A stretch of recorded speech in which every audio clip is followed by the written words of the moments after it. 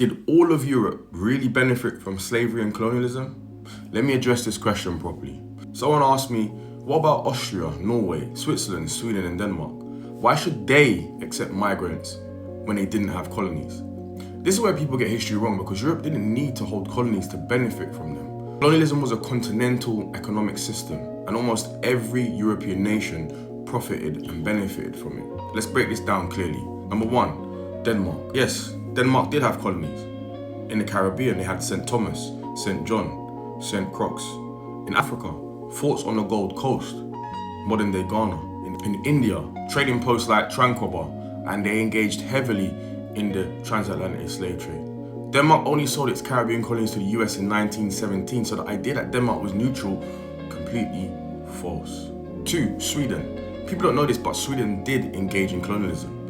Sweden held the Caribbean island St. Bartholomew from 1784 to 1878, and Sweden allowed the island to be a duty-free slave trading port. They profited from sugar, rum and cotton. Swedish banks and industries financed slave-based economies, and Sweden supplied iron and weapons across Europe, profits tied to the global imperial networks. Number 3, Norway. Now, Norway didn't have formal colonies, but Norway was part of the Danish Empire during the height of the slave trade.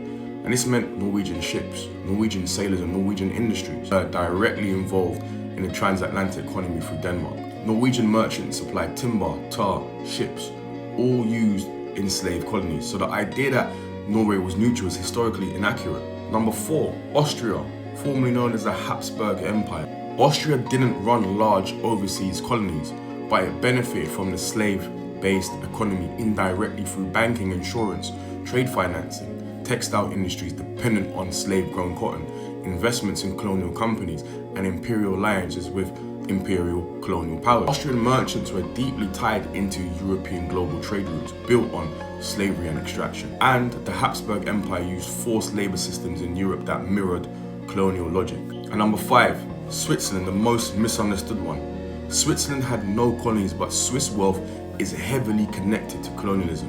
Things like banking. Swiss banks processed, stored, insured, and expanded profits from slavery, including French plantation wealth, Dutch colonial profits, and British slave compensation money. Industry. Swiss textile factories used slave-grown cotton from the US and the Caribbean. Missionaries and settlers. Swiss families owned plantations in Jamaica, Suriname, and Louisiana. And Swiss scholars have shown that while Switzerland was not a colonial power, it was certainly a colonial profiteer. So the truth is that Europe was an ecosystem, not a collection of isolated states. You didn't need colonies to benefit you. Colonialism was a continent-wide wealth generator. Europe got rich together.